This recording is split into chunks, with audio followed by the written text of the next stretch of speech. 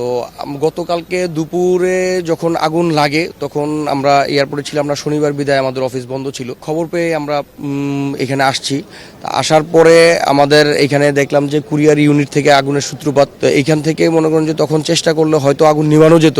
বিভিন্ন ধরনের বাধা বিপত্তির কারণে হয়তো এই আগুনটা পুরো টোটাল ইয়েটা ছড়ায় গেছে। তো এইখানে প্রায় মনে করেন যে আমাদের সিএনএফ এজেন্ট আছে হচ্ছিল প্রায় 2025 মতো লাইসেন্স আছে, যাদের প্রত্যেকেরই মনে করেন যে 10 জন 15 জন 20 জন করে এমপ্লয়ি আছে। তো এইভাবে হিসেব করলে আমরা টোটাল সিএনএফ যে পরিবারটা আছে, টোটাল সিএনএফ পরিবারটাই হচ্ছিল আমরা ক্ষতিগ্রস্ত।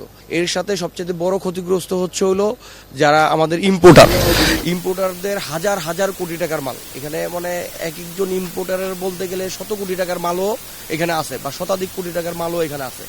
এই সব মাল থেকে কোনো মাল এখন পর্যন্ত অবশিষ্ট নাই যে তারা নিয়ে যেতে পারবে।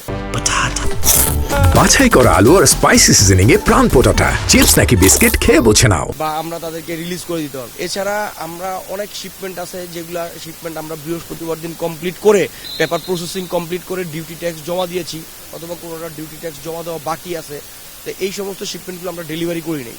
তো সেখানেও দেখা যাচ্ছে যে হিসাব করলে অন অ্যাভারেজ এখানেও শত শত কোটি টাকা হবে। আমাদের ব্যক্তিগত ক্ষতি হচ্ছে হলো, প্রথমত হচ্ছে হলো যে পেপারগুলি আমরা শিপমেন্টগুলি মাল ডেলিভারি করতে পারি নাই, এই শিপমেন্টগুলির ট্যাক্স এখন ইম্পোর্টার হয়তো দিবে না বা গড়িমসি করবে, যেটাই হোক, বাট আমাদেরকে এটা পরিশোধ করতে হবে। ঠিক আছে, এই ব্যাপারে সরকারকে অবশ্যই একটা ভালো সিদ্ধান্ত নিতে হবে, এখান থেকে আমাদেরকে বাঁচাইতে হবে। তারপরে হচ্ছিল প্রত্যেকটা শিপমেন্টের সাথেই হচ্ছিল আমাদের জীবিকা মানে নির্ধারিত। এই শিপমেন্টগুলি ডেলিভারি করলে আমরা ইম্পোর্টারের কাছ থেকে এটার বিল নিতে পারবো, বিল নিতে পারবো, তা দিয়ে আমাদের সংসার চলে এবং আমরা আমাদের স্টাফদেরকে পরিচালিত করি বা তাদের বেতন টেতন দিতে পারি।